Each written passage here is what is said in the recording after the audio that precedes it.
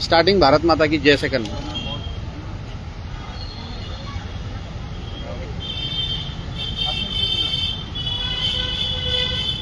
आप बना रहे हो ना वीडियो? मैं लाइव चला रहा हूँ, तो डाउनलोड करके डाल आने वाली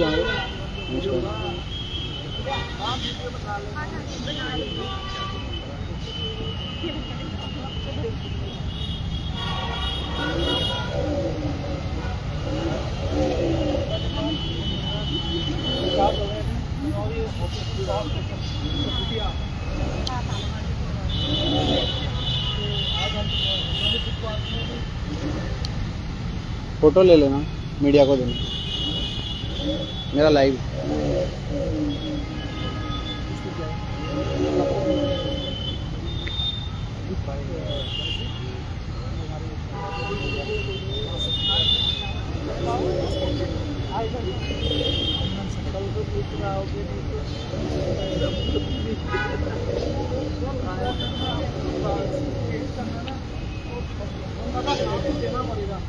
देखो ये हल्द्वानी की जनता, कोई बात नहीं, पूरा उत्तराखंड, पूरा कुमाऊं से मैक्सिमम लोग यही हैं। और यहाँ तो मैं कह रहा हूँ सबसे बात, कितना एक्स सर्विसमैन है। मैं भी एक फौजी तो धरा का, मैंने सब एक वीडियो देखा था और मैं लेके आ गया कि भाई जाना है।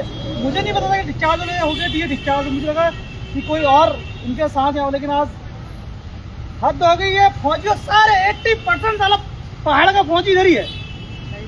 और एक भी बंदा ये किसी और के लड़ना, इनके लिए हमारे लिए इस चीज की बहुत बड़ी सुविधा है कि इनको कुछ नहीं फर्क नहीं पड़ता कि गेवाल घाटी में किसको चाहिए, या किसी कुमाऊं या पहाड़ में। बट एक इंसान लड़ रहा है ना, तो मैं तो कह रहा हूँ सिविलियंस पर विश्वास नहीं है, लेकिन फौजियों तुम तो जरा एक विश्वास करके, बहुतों को मैंने ही बोला था कि मोहनदास बुद्धू पार्क में, क्योंकि पहाड़ में तुम कहते हो हम बच्चे पढ़ाने हल्द्वानी आ गए, मैं भी आया हूँ, मैं भी पहाड़ से हल्द्वानी को मूव कर गया, लेकिन भुवंदा को देख के मुझे भी भुवंदा ये हालत है। आप लड़ो कोई बात नहीं, जो ये लोग हैं कुछ तो आज इतने हैं, कल और होंगे।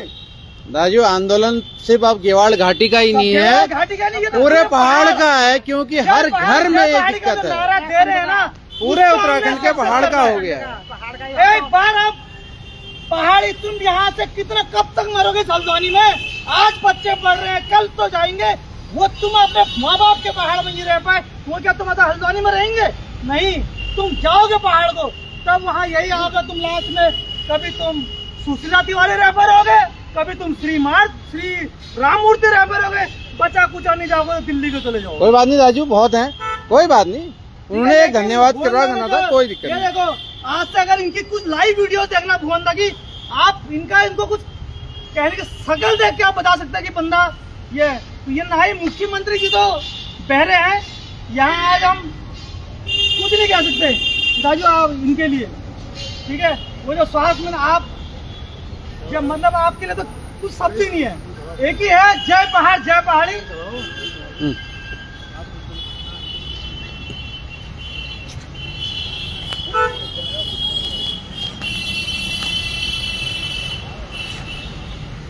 भारत माता की जय, भारत माता की जय, भारत माता की जय।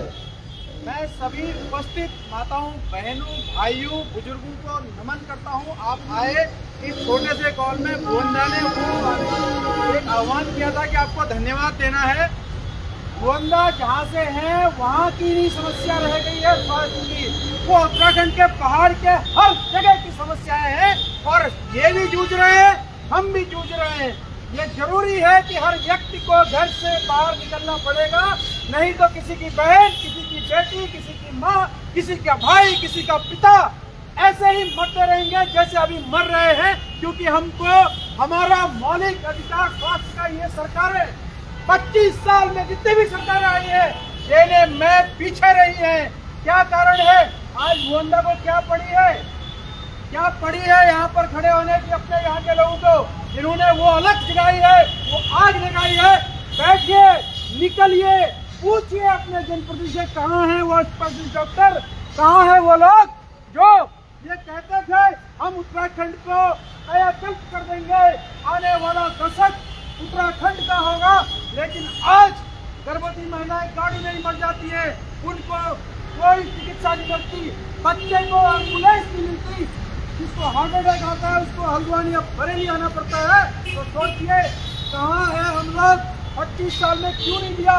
उसकी लड़ाई लड़ रहे हैं हमारा ये भाई, ये सैनिक। और ये हल्द्वानी जो है 80% जो लोग रहते हैं वो सैनिक रहते हैं। अरे अपने दल को छोड़ दो, अपने पार्टी को छोड़ दो, ये पहाड़ी है, अपने पहाड़ के लिए तो आओ, एक बार तो आते। इसने कल कहा था कि आप आइए, सबके पास काम है, ऐसा कौन सा व्यक्ति है जिसके पास काम नहीं है? इसको कोई जरूरत नहीं थी उस जगह पर बैठने की, इसको कोई जरूरत नहीं थी वहाँ पे भूख हड़ताल करके अपने प्राणों को संकट में डालने की। किसके लिए किया इसने? आप सबके लिए, मेरे लिए, मेरे बच्चों के लिए, मेरे माँ बाप के लिए मैं नमन करता हूँ भुवनदा को, और मैं प्रणाम भी करता हूँ। इन्होंने जो अलग जगाई है, हर ब्लॉक में, हर CSC सेंटर में, हर प्राइमरी सेंटर में जो उत्तराखंड सरकार के मानक है उसके हिसाब से डॉक्टर होने चाहिए। नहीं दे सकते हो तो कुर्सी छोड़ दो। अगर सरकार हमको हमारा अधिकार नहीं दे सकती है तो उसको उस जगह पर बना रहना गलत है, क्योंकि सरकार के पास सारे संसाधन होते हैं। अगर वो चाहती तो सारे वहाँ पर डॉक्टर भी होते, हम पलायन भी नहीं करते, रोजगार भी मेरे गांव में पैदा होता, तो मुझे हल्द्वानी रहने की जरूरत नहीं थी। तो ये सरकार गलत कर रही है, सरकार अपने संसाधनों का उपयोग नहीं कर रही है। तो अगर तुम नहीं कर सकते हो तो छोड़ दो, उस कुर्सी से मत चिपको, जरूरत नहीं है हमें तुम्हारी। हमें जरूरत है जो मेरे गांव के प्राइमरी हेल्थ सेंटर में डॉक्टर दे, मुझे गांव में रोजगार दे, मुझे गांव में स्वरोजगार भी मिले। शराब की दुकानें खुल गई है गांव में, लेकिन दवाइयां देने के लिए हल्द्वानी, बरेली, ऋषिकेश, दिल्ली का डिपेंड कर देते हैं, रिफर कर रहे हैं। अभी एक भूगर्ता से उठ के यहाँ आए हैं, एक पूर्व ग्राम प्रधान का बेटा वही चौखटिया में अब मर चुका है, सिर्फ इसलिए कि उसको बुखार आया था, उसको इलाज नहीं मिल पाया और रिफर होते होते उसकी मौत हो गई। कारण कुछ भी हो, नहीं दे सकते हो। अगर आप हमें सुझाएं तो सत्ता से चले जाइए। बहुत लोग हैं जो अपने पहाड़ के लिए काम करने के लिए है। अगर सरकार हमें समर्थन नहीं दे सकती है, हमें संसाधन नहीं दे सकती है, डॉक्टर नहीं दे सकती है, शिक्षा नहीं दे सकती है, पलायन नहीं रोक सकती है, तो उस सरकार का बने रहना गलत है। भारत माता की जय। धन्यवाद। मैं भुवनदा से कहूँगा कि 2 बात बोले तो धन्यवाद देना चाहते हैं। जय उत्तराखंड, जय भारत, जय बाबा केदार, जय पहाड़, जय पहाड़। मैं भुवन कटहर, पूर्व सैनिक, कुमाऊं राइफल्स से सेवानिवृत्त। जैसा कि आप सभी लोग जानते हैं कि 10 अक्टूबर को जो है मैं चौखटिया से रिफ़र, रानीखेत से रिफ़र, आर्मी हॉस्पिटल से जो है कृष्णा हॉस्पिटल में मैं 10 अक्टूबर को यहाँ तकरीबन 2 बजे पहुँचा। और 2 बजे से लेकर अभी तक जो कुमाऊं के द्वार, जिसे हल्द्वानी बोला जाता है, आप लोगों के द्वारा जो मेरी सेवा और देख रेख किया गया, उसके लिए मैं और मेरा परिवार आजीवन आपका आभारी रहेंगे। आप सभी को मेरा कोटि कोटि नमन। जैसा कि आप सभी लोग जानते हैं कि 2 अक्टूबर से मैं और मेरे साथी समस्त क्षेत्रवासियों के सहयोग से एक नागरिक के प्रथम मौलिक अधिकार स्वास्थ्य के लिए आमरण अनशन पर बैठे, और जो आंदोलन अभी भी चल रहा है, और आंदोलन केवल अब चौखटिया तक सीमित नहीं रह गया है, वो आंदोलन पूरे पर्वतीय ब्लॉकों का, और यहाँ तक कि हमारे जितना भी उत्तराखंड जहाँ से शुरू होता है वहाँ तक वो आंदोलन फैल चुका है। और वो आंदोलन अब केवल चौखटिया घाटी का नहीं, पूरा प्रदेश और देश भी उसको देख रहा है।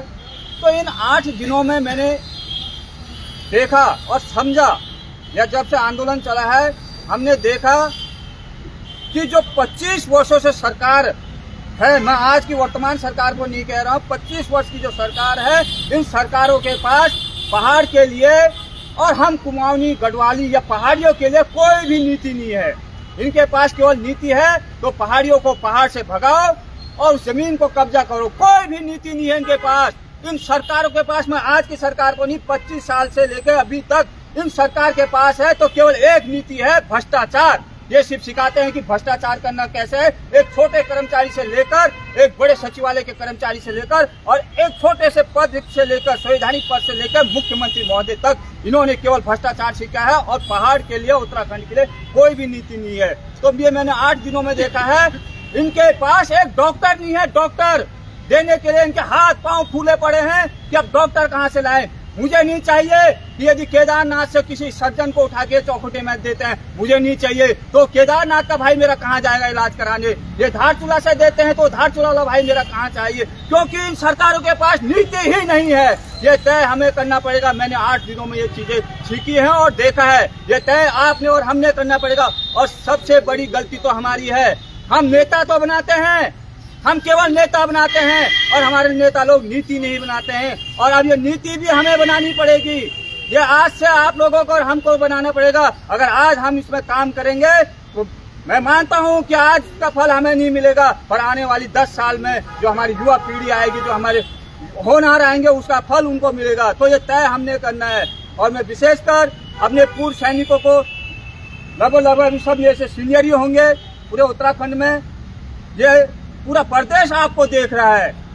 अगर प्रदेश विश्वास कर रहा है तो पूर्व सैनिकों पर विश्वास कर रहा है। तो मैं निवेदन करना चाहूंगा अपने पूर्व सैनिक, मेरे सीनियर से, कि प्रदेश की नीति अब हमें बनानी पड़ेगी, हमें छोड़ना पड़ेगा, चाहे हम किसी भी पार्टी में हैं। जब तक हम इन पार्टियों को नहीं छोड़ेंगे तो हम अपने ही विचारों को नहीं बोल पाएंगे। और पूर्व सैनिक हाँ लास्ट में बोल दो। तो मेरा सभी पूर्व सैनिकों से निवेदन होगा, क्योंकि आप भारतीय सेना में स्वयं, मैं उसमें शामिल हूँ। हमें क्या जरूरत है इन नेताओं की चमचागिरी करने की, इनके लिए लड़ने की, इनके झंडा बोगने की। अरे क्या देते होंगे आपको, एक जिलाध्यक्ष का पद देते थे, अरे दे रहे हैं क्या जिलाध्यक्ष में 1 लाख की तनख्वाह? तब तो मैं मानता हूँ तो पानी जी गलत कर रहा हूँ। जहाँ तक कि आप चुपे जगह नहीं देते हैं, जहाँ तक कि आपके पन्ना प्रमुख तक बना दिए हैं। क्या दे रहे हैं पन्ना प्रमुख को 10,000 रुपए तनख्वाह दिए थे? तब मैं कहता हूँ आप ठीक, अच्छी बात है। ये केवल आपको एक खूंटे में बांध रहे हैं, चाहे कोई सी भी पार्टी हो। मैं विशेष एक पार्टी को नहीं कह रहा हूँ, कोई किसके नाम पे लड़ा रहा है आपको, कोई किसके नाम पे। और हम भारतीय सेना में सेवा करके आ रहे हैं और इनके झंडे बोक रहे हैं, इनके लिए दरिया बिछा रहे हैं, इनको माला पहना रहे हैं। क्या हो गया हम लोगों को? आप लोग मेरे सीनियर हैं, मैं अधिक कुछ नहीं कहूंगा। ये पूरा प्रदेश पूर्व सैनिकों को देख रहा है कि उत्तराखंड की ये नीति बनाए, तो ये आपकी भी जिम्मेदारी है। और भारतीय सेना हमको हमारे परिवार और बच्चे पालने के लिए पर्याप्त जो है साधन देती है। हम उसका इस्तेमाल करके अब हमारा नैतिक कर्तव्य बनता है कि अपने प्रदेश को भी हम अपने स्तर से संभालें। इन नेताओं की चमचागिरी, इनको फूल माला पहनाना, इनकी तालियां बजाना, इनके लिए लड़ना झगड़ना हमने बंद करना पड़ेगा। क्योंकि अब पहला कर्तव्य सभी पूर्व सैनिकों का है कि एकजुट होएं, एकमुठ होएं। पूरा प्रदेश आपको देख रहा है। और गेवार घाटी के आंदोलन में मैं समस्त गेवार और रामगंगा घाटी के सभी अपने आंदोलनकारी साथियों को और क्षेत्रवासियों से निवेदन करना चाहूंगा कि ये आंदोलन आप समझ लीजिए, अब ये गेवार घाटी का नहीं रह गया है।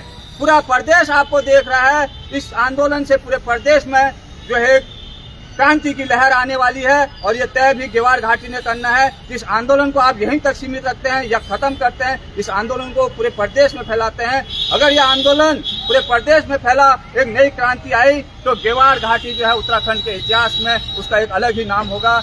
और मैं धन्यवाद करना चाहूँगा भाई भुवन पांडे और अभी हमारे भाई हरीश, पहाड़ी आर्मी सेना के, ये जो हल्द्वानी में जो काम कर रहे हैं, हम पहाड़ियों के लिए काम कर रहे हैं। तो मैं चाहूँगा कि आप लोग इनके संपर्क में भी रहें। मैं काफ़ी समय से देख रहा हूँ कि हल्द्वानी में जो पहाड़ियों की जो भी दुख तकलीफ होते हैं, ये लोग हर जगह पहुँचते हैं। चाहे वो आंदोलन हो, चाहे वो छोटी मोटी आपकी तहसील की समस्या हो, या जो पुलिस विभाग आपके FIR दर्ज नहीं करते, अन्य समस्या में सोशल मीडिया के माध्यम से या व्यक्तिगत भी। तो मेरा आप लोगों से ये भी निवेदन रहेगा, हल्द्वानी के जो हमारे भाई बंधु हैं, तो आप लोग इनके के संपर्क में रहें, क्योंकि ये भी हमारे पहाड़ के लिए और पहाड़ियों के लिए अपने तन मन धन से काम कर रहे हैं और अपनी जान की भी परवाह नहीं करते हैं। तो अधिक मैं कुछ नहीं कहूँगा। बाकी यही निवेदन है मेरा अपने सीनियर से, पूर्व सैनिकों से, कि प्रदेश आपको देख रहा है और आपने देश के लिए सेवा की, तो अब आपको प्रदेश के लिए भी करना पड़ेगा। धन्यवाद। जय उत्तराखंड, जय भारत, जय बाबा केदार, जय पहाड़, जय पहाड़ी। भारत माता की जय, भारत माता की जय, भारत माता की जय। मैं अंत में एक बात जरूर कहना चाहूंगा कि अपने वीरों को पहचानिए। इस उत्तराखंड राज्य को बनाने के लिए महिलाओं ने शहादत दी, सैनिकों ने शहादत दी, सैनिकों ने संघर्ष किया, तो हम उनको भी नमन करेंगे। इसी उत्तराखंड के पहाड़ से स्वतंत्रता संग्राम सेनानी भी निकले हैं, हम उनको भी नमन करेंगे। मैं आपसे निवेदन करूंगा कि जरूर उनको भी अपने बच्चों को बताइए कि उन लोगों ने कितना बड़ा योगदान किया।